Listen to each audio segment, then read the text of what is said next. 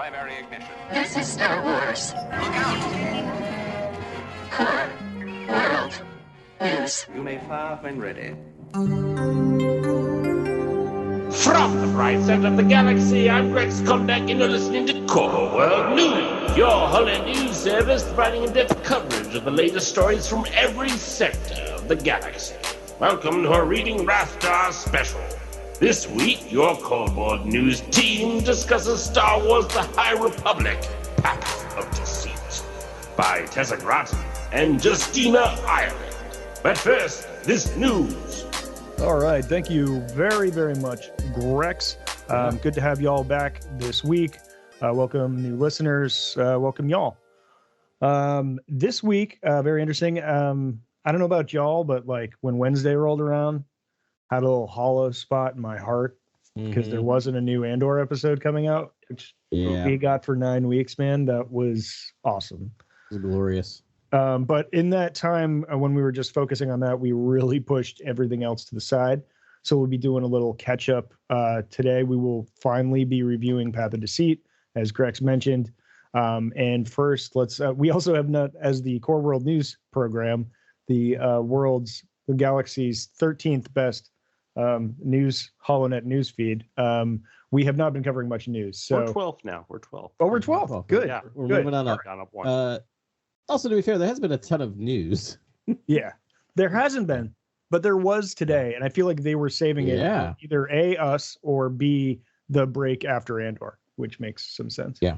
To get people talking about it. So quick, just running through some headlines here. So the new game Jedi Survivor has a book coming out March 7th, which is usually portends the release of the video game shortly thereafter. And we saw some cover art for Battle Scars. Y'all see that?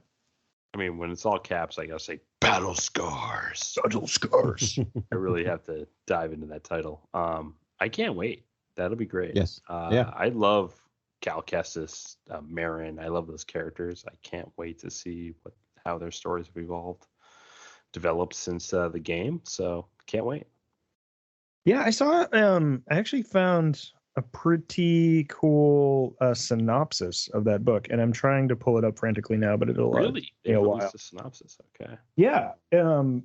Essentially, I'm just going to paraphrase it for everyone, but there's another new weapon that they've gotten wind of that they want to try and find.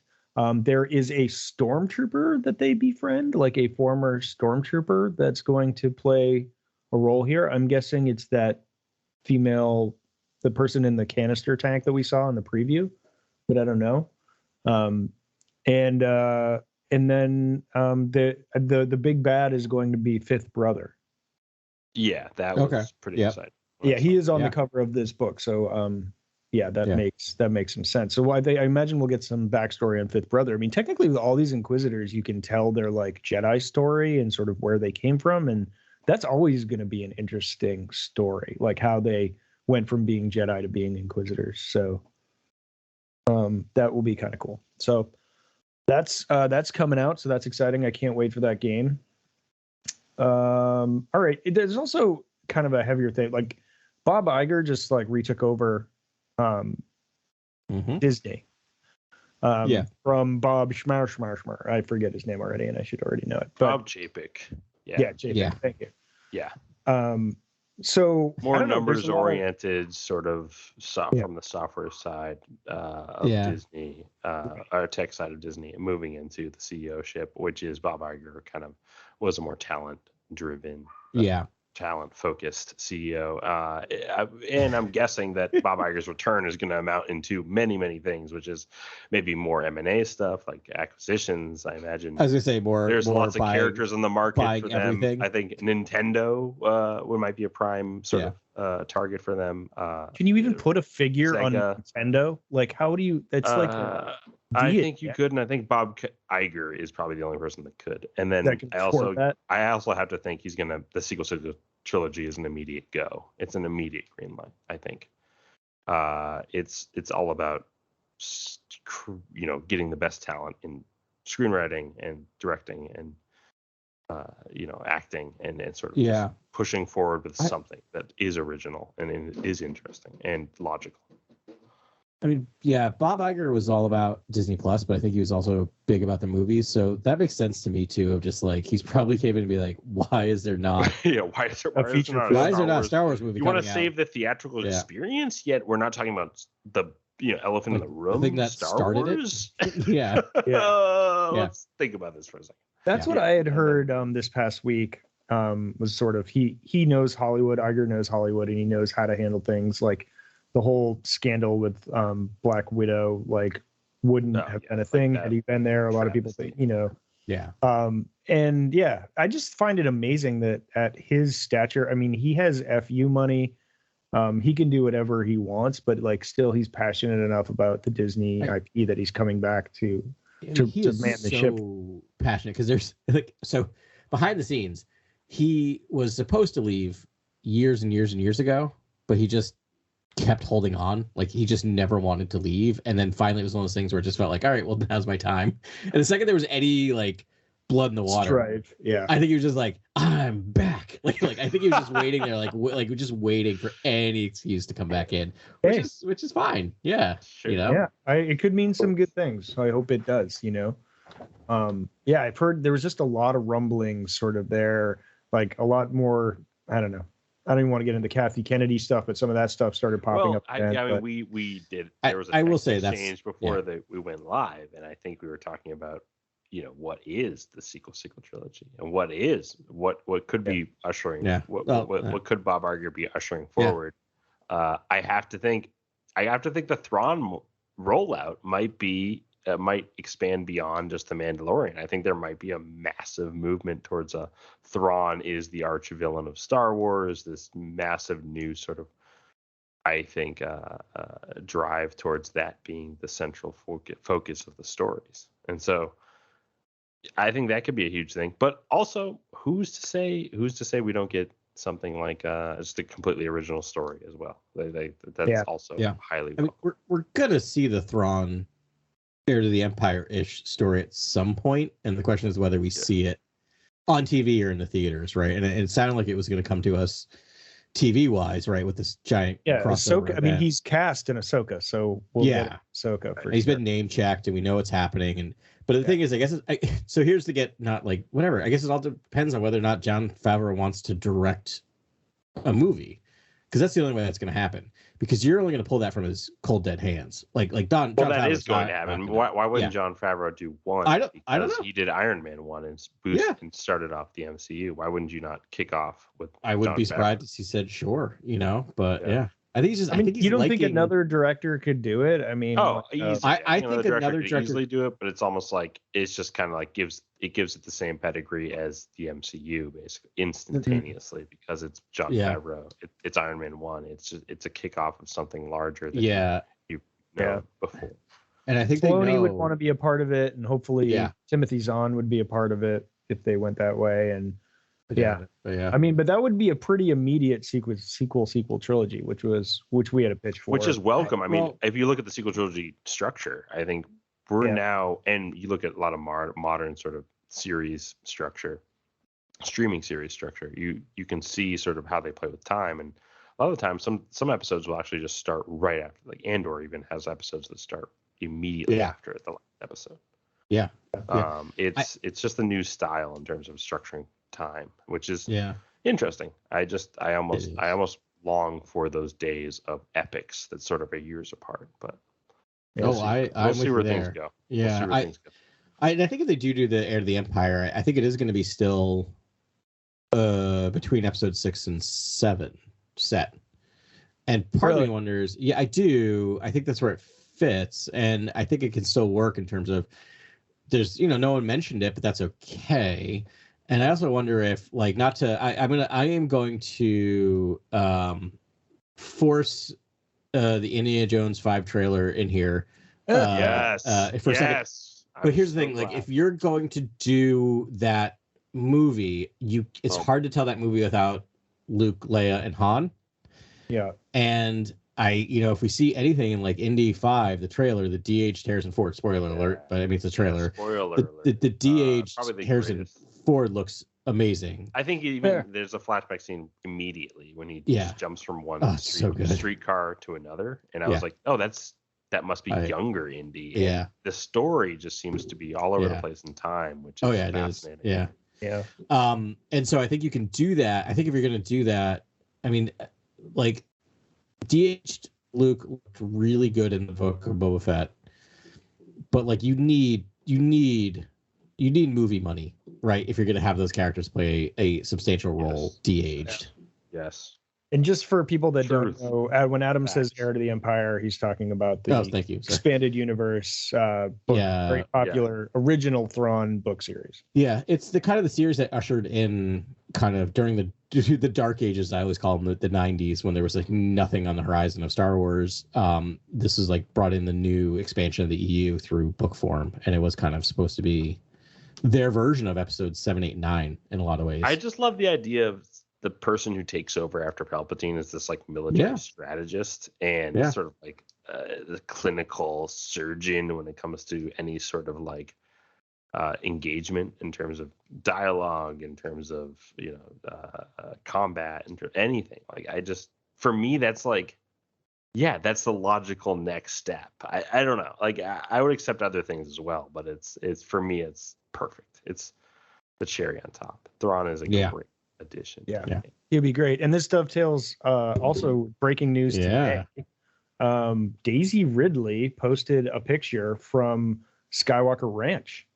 Just like no like text, just like boop, a little picture of Yoda. It's an iconic thing. You don't see much from Skywalker Ranch, but they do let photos of this like Yoda statue to get out. That's like kind of the icon. Guys, I'm telling you, we're getting the sequel trilogy with the gray-haired Chewbacca, the rusted-out C-3PO. Like the imagery is right there for the taking. There's some gorgeous stuff you could do just after the sequel trilogy. There is, we've talked about it forever and ever and ever, but that would be great. And then also we got a little bit. This is huge. So we were talking about Mandalorian, but the season 3, we have a date now. Season 3 will launch on March 1st, so very soon. Yep. So they missed their target date, I guess, by one day. Oh, okay. Yeah. So they told us they're coming out in February, and then they lied to us. No, I'm just kidding. But, it's funny how Boba Fett and Mando will like miss deadlines by like a month. Yeah, by like a week. It's like, oh, how sorry, tight are you scheduling Friday. I was like, you're good. I'll give you 3 weeks, honestly. More than that. And it's like, calm down. You got time. It's Star Wars. I understand how meticulous you would be about that property. Yeah, I mean, to me, that seems like they're like, as soon as it's done, we're releasing it. As soon as it's done, we're releasing it. I was like, you're good. Take your time. Like, you want to rust out those speeders a little bit. It's fine with me. Yeah. Let's go back to the Daisy Ridley thing though, for a second. I was like, let's just go. Okay, so like, is there any reason she would be there? I mean, yes, I guess there's plenty of possible reasons, but to do that and share a picture, that seems to suggest she's talking to people about things, right? Yeah, hopefully Star Wars things. She could be talking about any project. Acting. Why would you take a sort of like I appear in a hologram?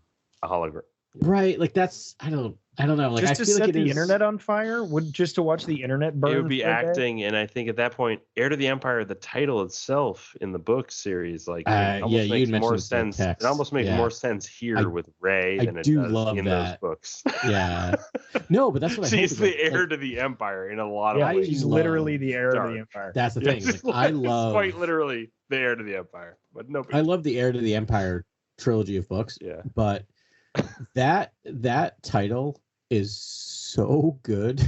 Yeah, what do we know about Dan Lindelof? Like, he just used original title. Just steal the title and don't do anything about the book. Like having Rey as the heir to the Empire is amazing, and just have like perfect. Like it's so good. But I have a feeling if she's going to show up in that, it's going to be cameo level. Is my guess. No, I don't think so. I think you guys have battling time. No, she bet big on Star Wars, and Star Wars should return the favor by making her the absolute center of the puzzle, whatever it's next. Yeah, I hope. Grant, I don't think you're right, but But here's the thing. Well, I've never wanted cases, to be. yeah. I've never wanted to be more wrong in my life. Like I want you to be right because I love Rey. Rey is one of my favorite Star Wars characters of all time, and I want more of her story. So I hope. Well, I wouldn't be hope you're surprised right. if this is 2 generations later, and Rey is a Yeah. central legend that they'll talk about. But That's what I'm wondering. Yeah. Yeah, that could be the case. But yeah. And that could very well be the meaning. We but we need a new Jedi Order, right? Yeah, we need a new Jedi Order. So even if you skip ahead, I guess 15 years. She's still like the prime, like the story you talk about, basically. Yeah. She's the Luke of that. Order. Yeah, of that next world. And then, I'd love to have, again, we talked about this off air, but like I'd love to have her have her own legacy aside from the Skywalker legacy, even though she is a Skywalker, like something other than balancing the Force, messing around with the politics of it, doing some different, just telling a new story with a new sort of villain and in battle there, I think would be just give her her own legacy. And having I am still working my way through the old EU. I just got through the Legacy of the Force. Wherever it's when one of the Chewie dies. Don't tell me it's when Chewie dies. Oh no, I'm way past that. But this is when one of the Solo kids falls to the dark side, which is again heartbreaking. Yeah, but so much worse than Kylo Ren. New Emperor Palpatine level. Jason Solo falls, right? Yeah, that's the one. That's oh, I thought he fell earlier. Okay. No, he falls and becomes Darth Caedus. Is that what it's called? Anyway, so I finally read through that, which was great, but not hard. Anyway, one of the things in that book that I love is there's so much of the new Jedi Order, debating what their role should be in the galaxy, and I'm that's a great story. It don't do the same thing, but to have Rey start this thing and trying to figure out what are we? What are the Jedi? That kind of ties directly into the book that we'll talk about, in the second half of this show, which is what is the purpose of the Jedi, and sort of what is their role with the Force, and sort of are there consequences? Are there negative side effects? What else is going on in terms of thought? Yeah, how tied are we to government, right? But then do we want to be an extra legal force? It's such a hard thing. Yeah, that's politically, but just spiritually, what is the Force? How does the Force work? What's going on with it? And then what role do the Jedi, what role should the Jedi have in the galaxy now that they're tapped into this power? And I love that it's a question that just keeps being explored but never answered, and is never answer it. And I kind of never want them to answer it. I think any answer will just sort of be like, oh, that's that thing. I want them to constantly get it wrong. I think Luke answers it in The Last Jedi, but I agree, but that's it's philosophical, right? Because you can always be like, well, he could be wrong. It's the M word, right? It's midichlorians. The reason why people, including myself, bumped up against midichlorians is don't explain it. Once you start explaining it, it becomes less mystical, and then they've had to back their ways away from that, saying it was just one person's idea. But so exactly, just keep playing with those ideas. And is it this? Is it that? Is there a limited amount of Force in the universe? We'll talk about that, or in the galaxy. We'll talk about that in a little bit as well. It's just interesting, these discussions. I love anytime I read that stuff or hear that stuff, but never give the answer. Right. I'll save the last headline for it dovetails into the book review. So let's just get into it. We're already there. We're already talking about the book. So let's get into reading Rathtar. Take a look. It's in a book. Reading Rathtar. Reading Rathtar.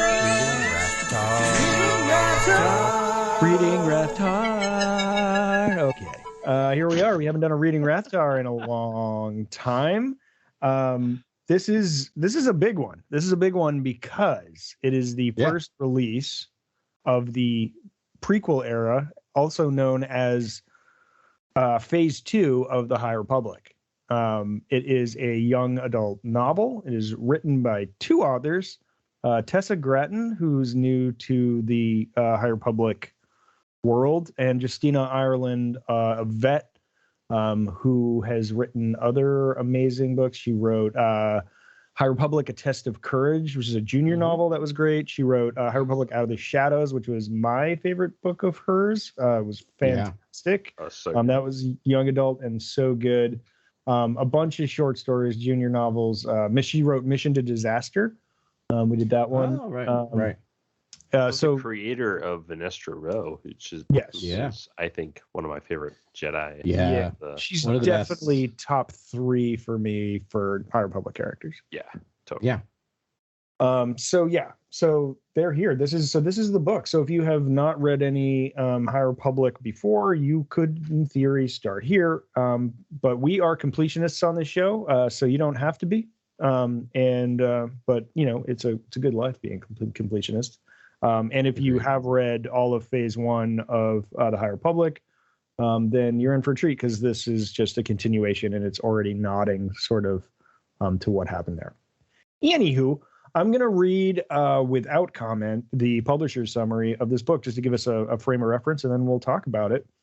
Okay, so Path of Deceit, the Outer Rim planet Dalna has become the focus of a Jedi investigation into a stolen Force artifact. And Zala Macri and her Padawan Kevmo Zank arrive on the pastoral world to follow up on a possible connection to a Dalnan missionary group called the Path of the Open Hand. That is the Path of the Open Hand. Members of the Path believe that the Force must be free and should not be used by anyone, not even the Jedi. One such believer is Marta Rowe. We've heard people that last name before. A young woman who dreams of leaving Dalna to spread word of the Path throughout the galaxy. When Marta and Kevmo meet, the Force will be free. All right. Yeah. No, that's every time I read his name, I was like, Kevmo.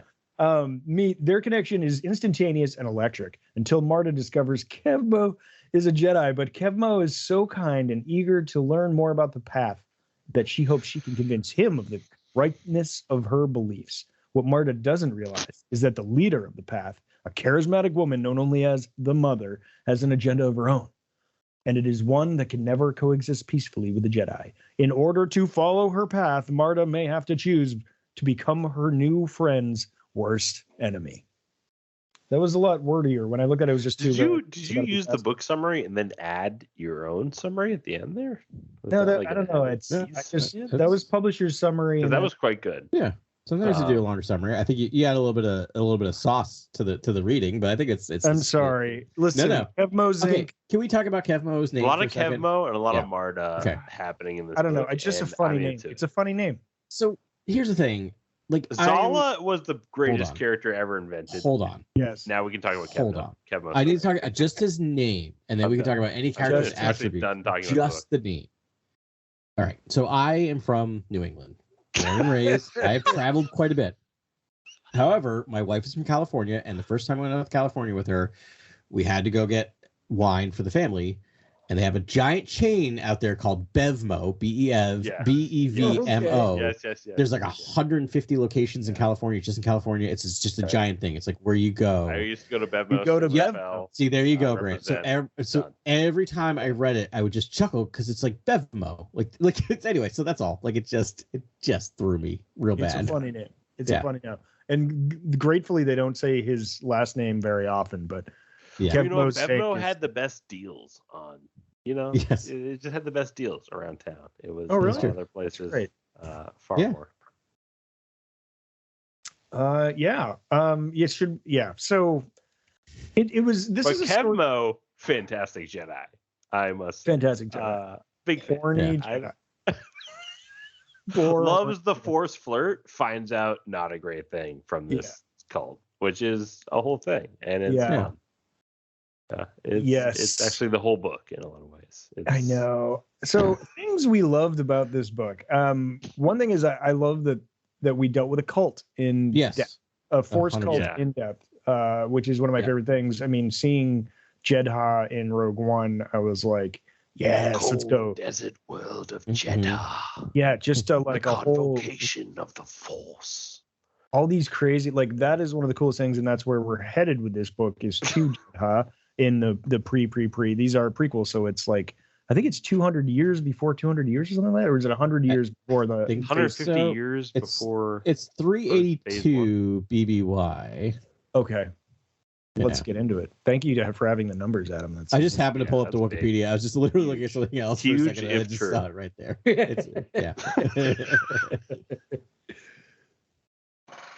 Yeah. So it's early. It's way early, but like this means we're gonna get like literally prime Jedha.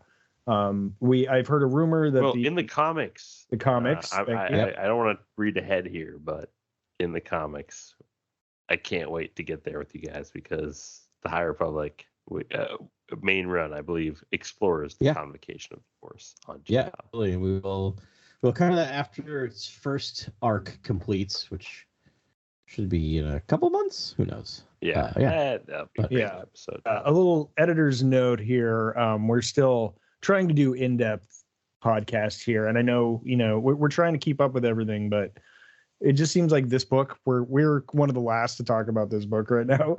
But this book has been, I guess, poured over. I think poured over is what I've heard. Yeah. I mean, a lot. Yeah, everyone is read it. It's been out for a very long time, and it's taken us forever to go. You're like, guys, guess what? I don't know if that's right or not. But has negative reactions for every action. We just didn't want to have 3-hour podcasts where maybe we got a little tired, and to be fair, just like focused on Andor while we had it. It's technically less than 2 months old. Yeah. Okay. Well, there we go. All right. By 2 days. Anyway, so that's the thing. Like, we want to go in depth on things. We're not going to do the spoiler-free reviews or anything like with advanced copies. Like, we want to get into it. We're talking about the synergy of the galaxy. So, anyways, the end editor's note. But yes, I just putting on our robes the path, right? That's what. Yes. I mean, the path was pretty cool. And they had a very interesting argument. Like they got into their belief of the Force, and it's like it's a very believable cult. But I just got like very culty vibes off it. Like there's also like liberating artifacts. Yeah. Like the idea of just liberating Force infused sort of artifacts and keeping them aboard the Gaze Electric and sort of like keeping them out of the reaches of Jedi and other Force users. That was interesting. I was like, okay. Yeah. And then I was like, it's clear that they're sinister. And then the mother gives, I think, them the rod of seasons or whatever at some point, and then keeps the egg, the jewel that we'll talk about. That it's an egg. That's a whole thing that we'll talk about. Can I ask a potentially controversial question? Please, Adam. Because it just popped in my mind. Because I was, anytime you'd say like Force artifact, I'm fascinated by that because see earlier discussion about Indiana Jones. But we have this. We have a really leaning heavy in Force artifacts in the hidden Empire comic book series that's happening right now. Plus you have the knife from episode 9, right? Are we major artifact apparently? Are we possibly leaning a little too heavily on Force artifacts right now in Star Wars? I feel like we've gotten to the point of like I get it, I like it. It just seems blasphemy. That's blasphemy. No, all right.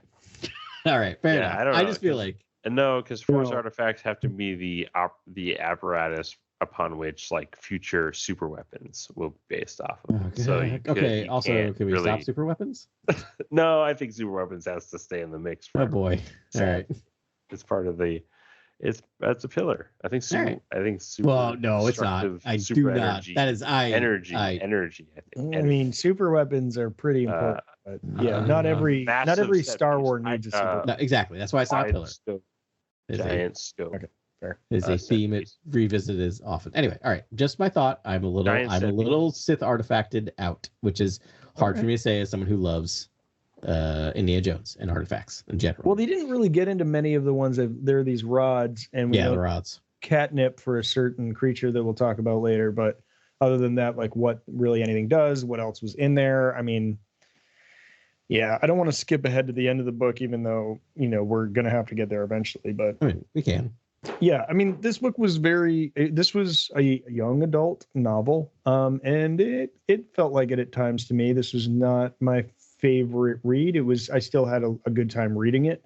Sure. And enjoyed it, and it brought a lot of original stuff. But I felt like maybe this one felt a little not targeted at me, as that's going to happen as it goes. And I don't know. It's still, but it does. It talks about like adolescent relationships, which we all had.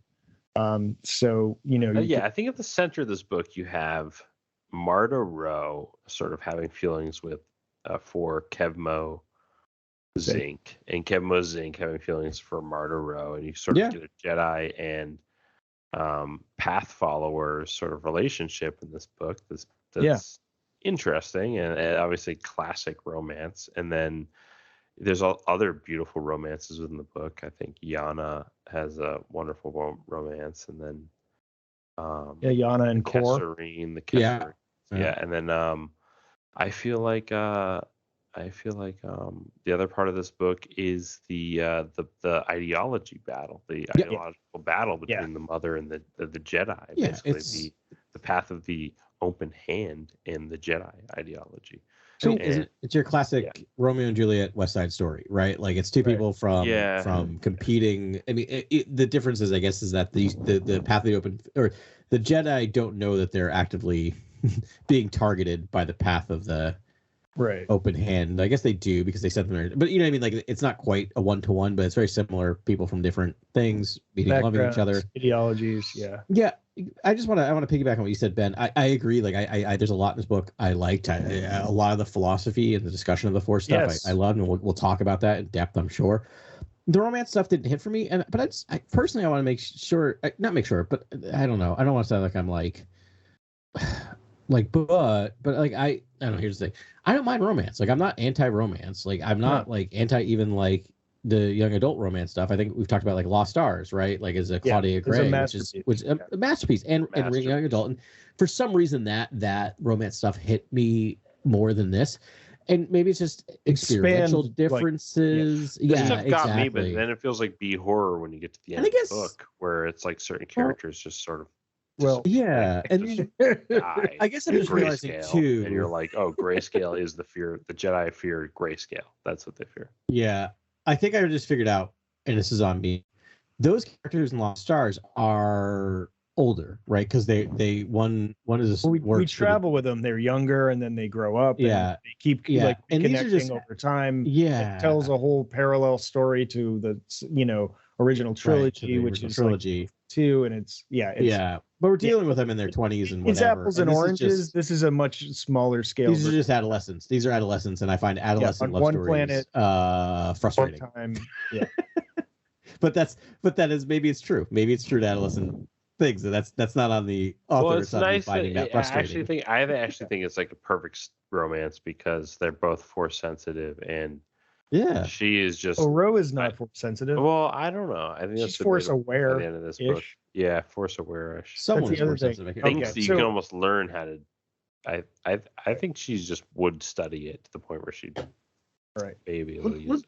Let's get into the real crux of this story. So, and I'm going to say this, and please argue with it. So we have the two, the Jedi are the Jedi. You know what the Jedi are doing. But the Path of the Open Hand essentially believe in sort of a like universal law of the conservation of Force energy, where it's sort of like if you use the Force like as a tool instead of just receiving it and enjoying it, that you're taking away and you're harming the Force somewhere else.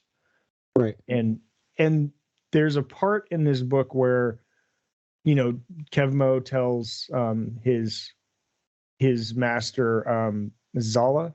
Like, and she's like, well, that's, that's ridiculous. It's been proven. Like, there's, we know it's not that. But as you're reading it, it's this is a cult, right? And they're really indoctrinated that this is a thing. And you start being like, well, I can't prove it otherwise myself, even after reading literally everything, Well, they want to free the Force. They think the Force should be free.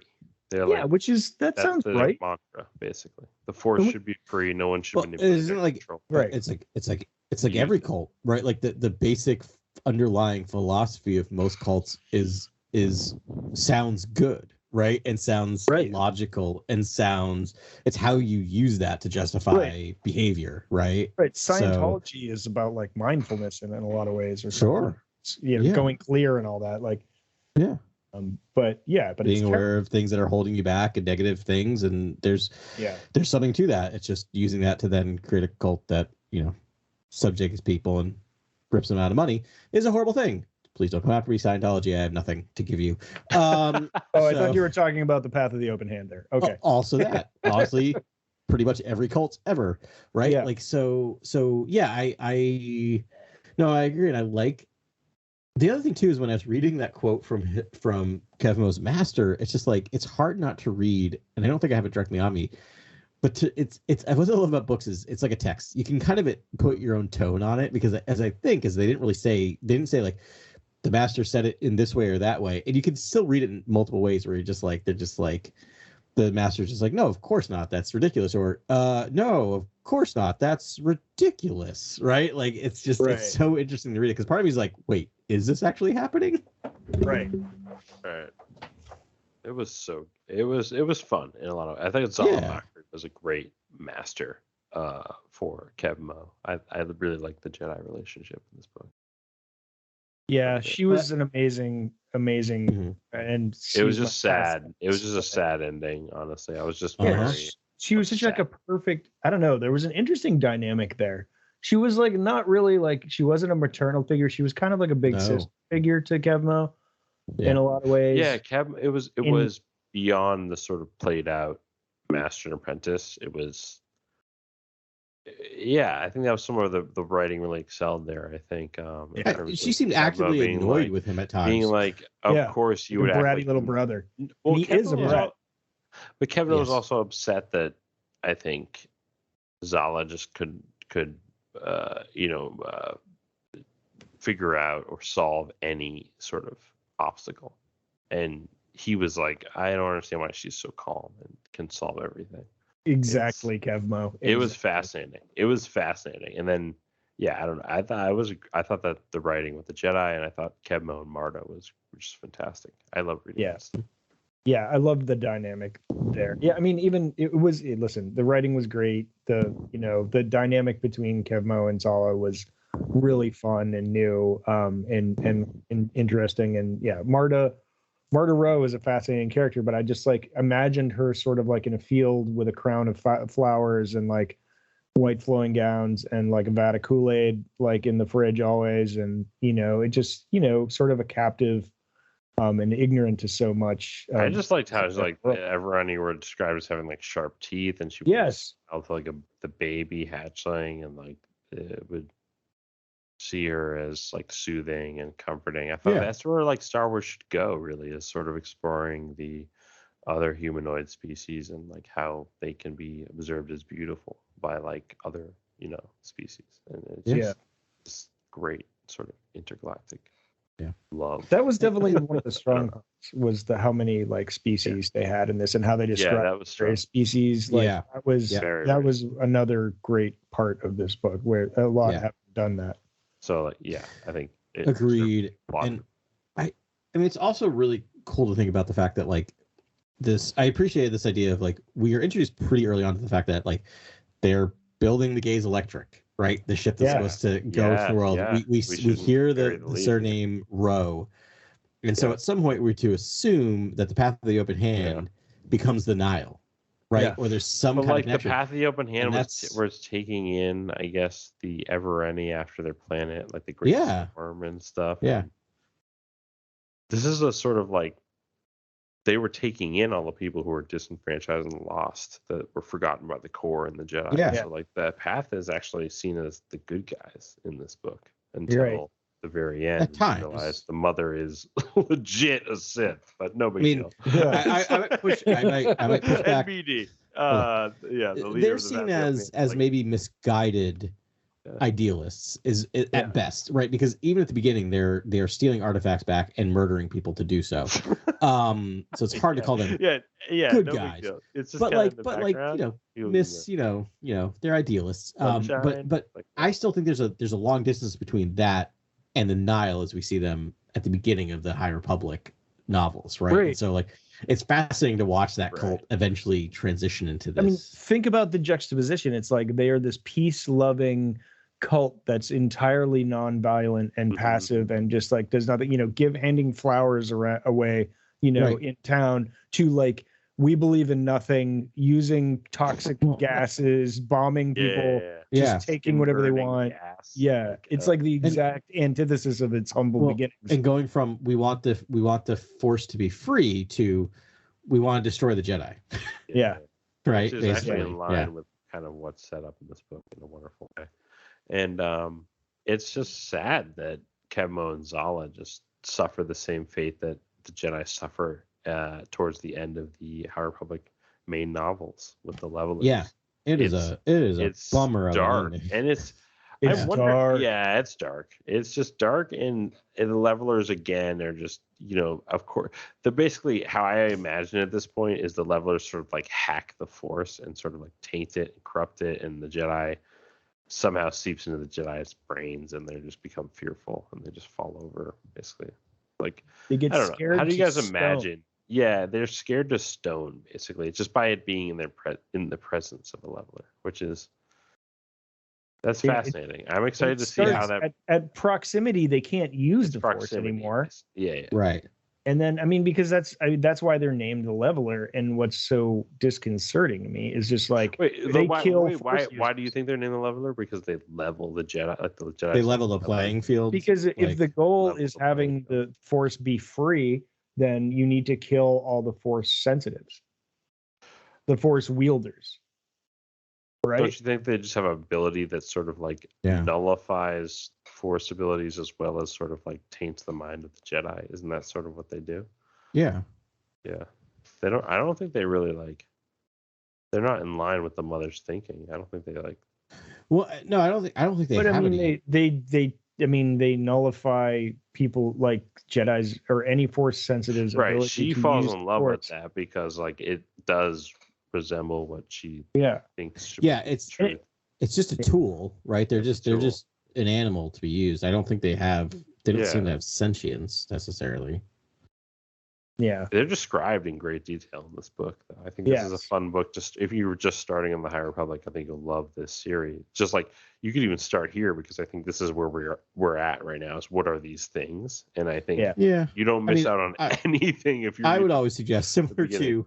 Yeah, I was like similar to how you watch the movies. My suggestion is always release order, not episode order. Yes, and similarly, I would say release order with this stuff too, because like it's so much built on like it's so much foreshadowing, or like really subtle foreshadowing. You start here, you'd be like, what's the gaze electric? What's a row?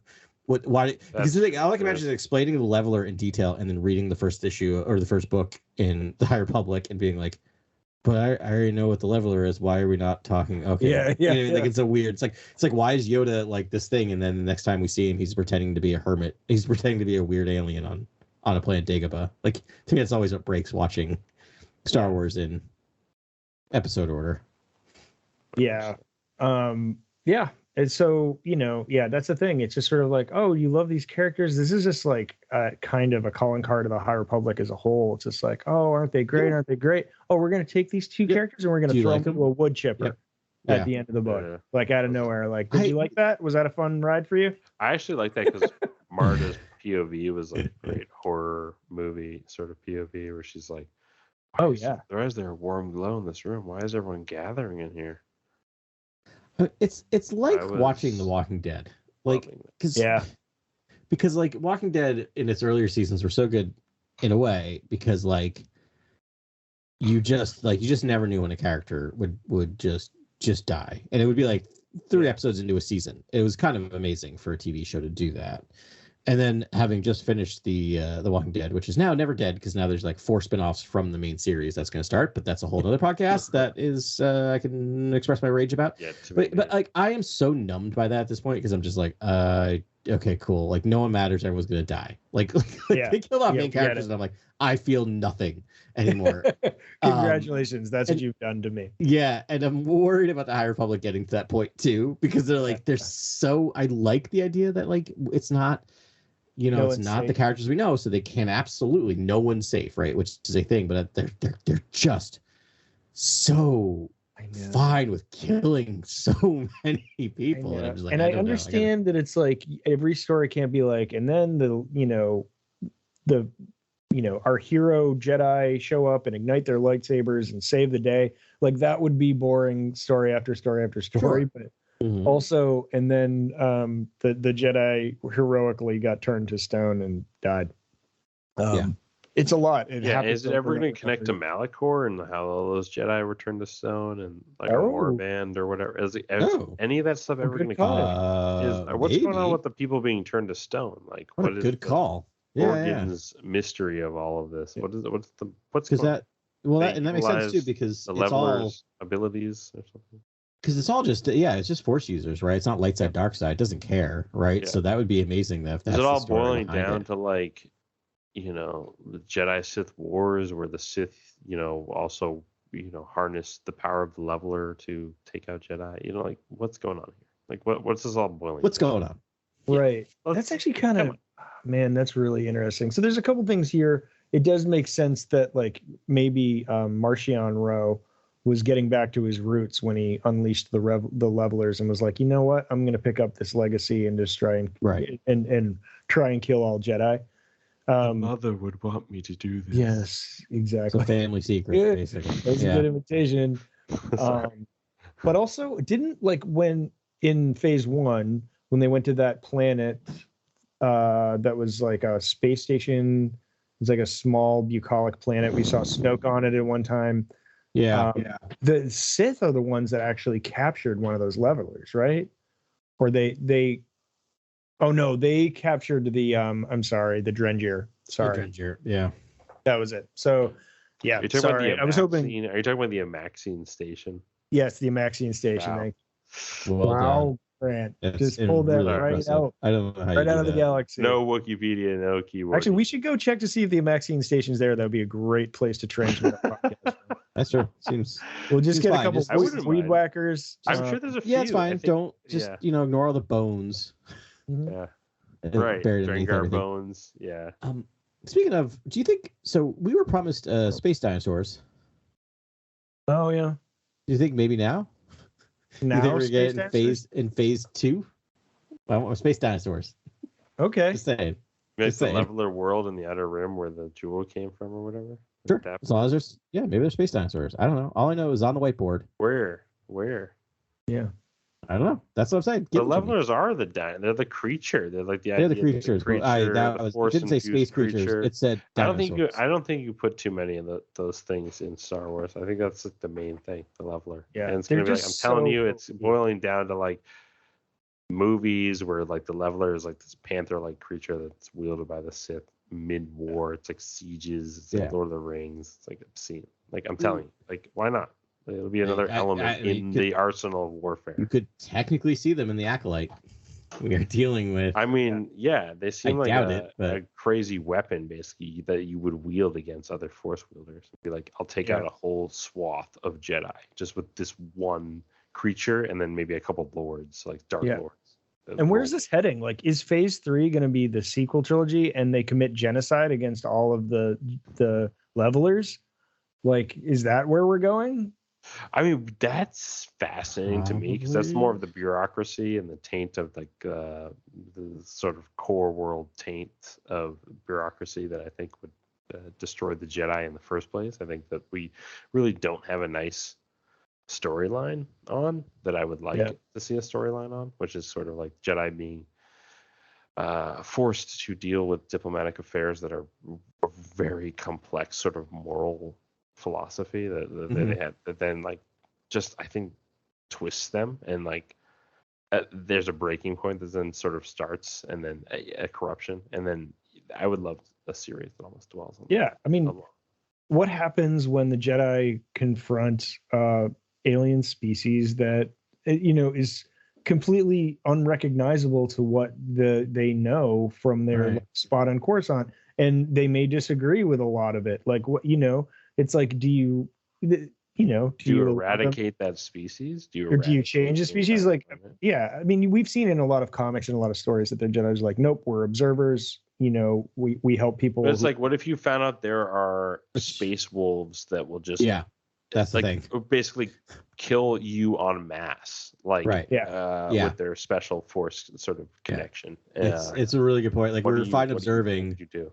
but now we're observing things that turn us to stone. Yeah. like, Right.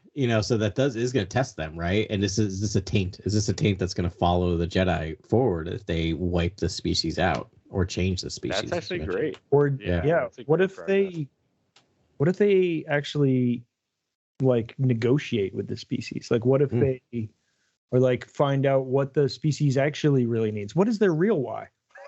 There's one Bendu, like leader of the levelers, that like connects with the Jedi and can talk. Right. And they find some sort of like some peace there. Maybe it's not that they're using the Force, but it's the fact that, I don't know, Right. some other thing. But I don't know. It'll be fascinating because simultaneously they'll be telling this story, and then we're going to hear all about all these other Force cults as they head to Jedi and the Jedha in the next book, which is Path of. It's another Path book. No, it's Convergence. No. Well, Convergence is the next. Well, is the first novel. Path of Courage? Is that what? Path of Courage? That sounds. I shut down. I'm sorry, I just jumped this on you. I think you're right. I just realized I had a spreadsheet up the entire time, and I just shut it down like 2 minutes ago.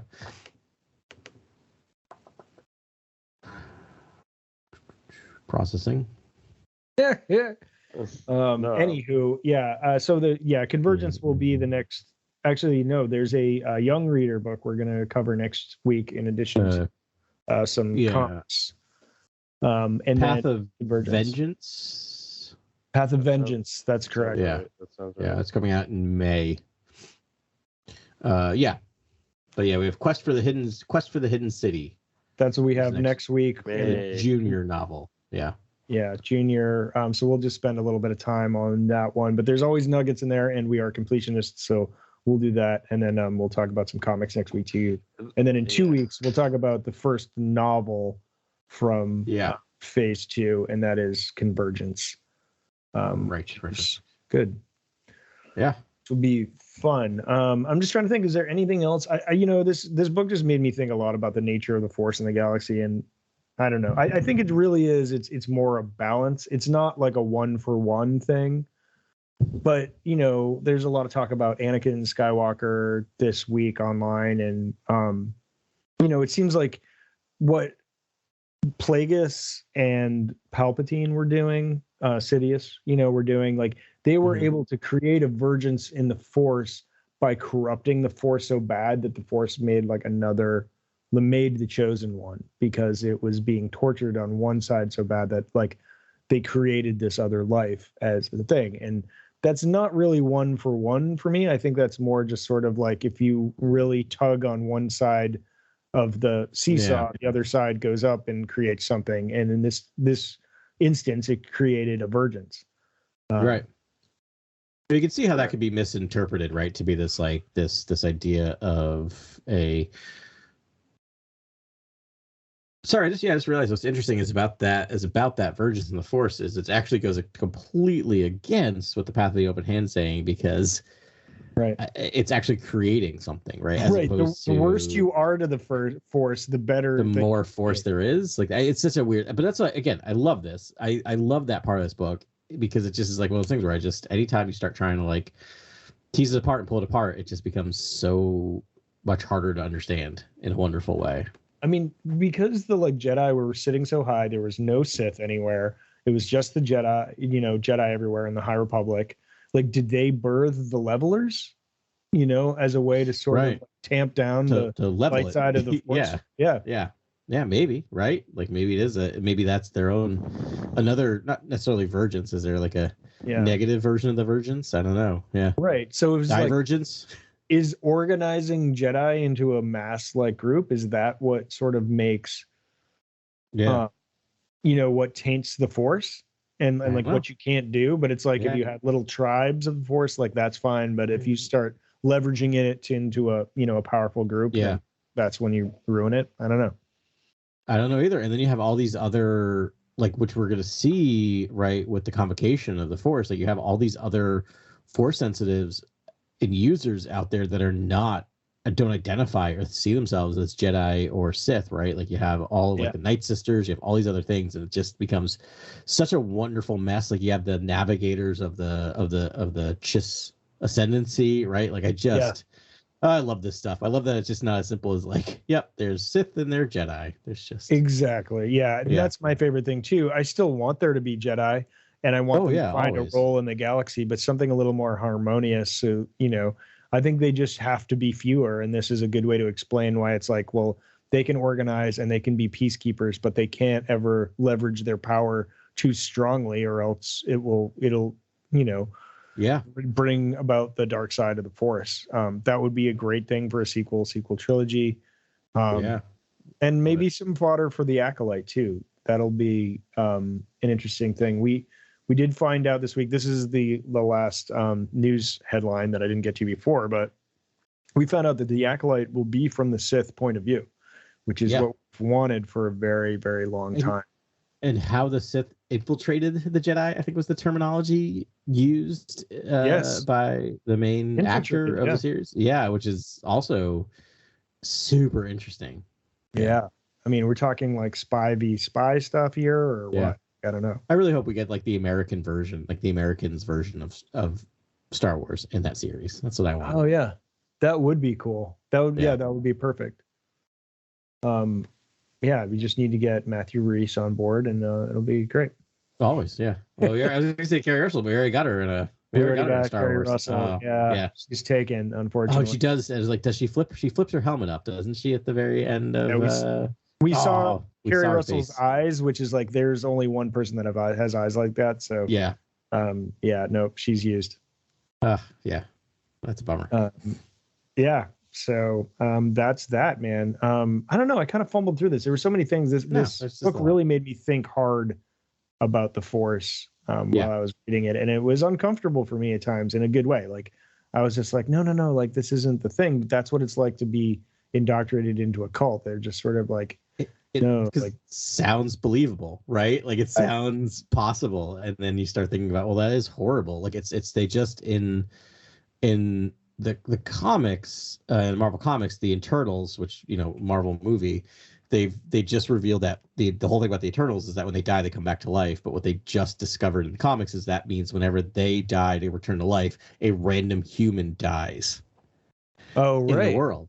Which is like the Eternals never been my favorite thing, but I'm like, that is such an amazing addition to this. Of them, they have this like curse of like now they have to like make sure their lives are worth it, because every time they come back, a random human has died, right? Like it's seeing that kind of idea. I don't want it to be true in Star Wars, but the idea that it's a possibility is just fascinating. Yeah. Oh, shnikes. Well, I think we've done it this week. I'd say so. It was another great week. Thanks very much for listening to us. Thanks for being patient. I hope we're not too late to the party with the Path of Deceit breakdown, but thanks for listening. There's, always more Star Wars, and we're just trying to stay ahead of the tidal wave at this point, which is super fun.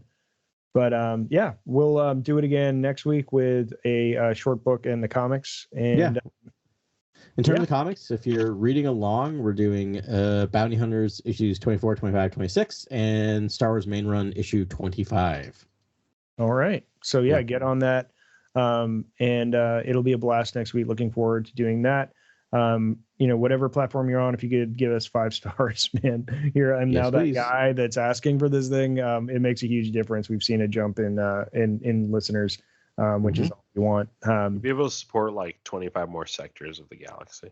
Yeah, there's so many sectors that need our bandwidth, and it's really a lot of glue and bantha fodder and holding together bad holodisk transmitters. So that's what we're doing, but we love doing it, so we'll keep it going. And can't wait till next week. More High Republic, more Bounty Hunters, and hopefully more news.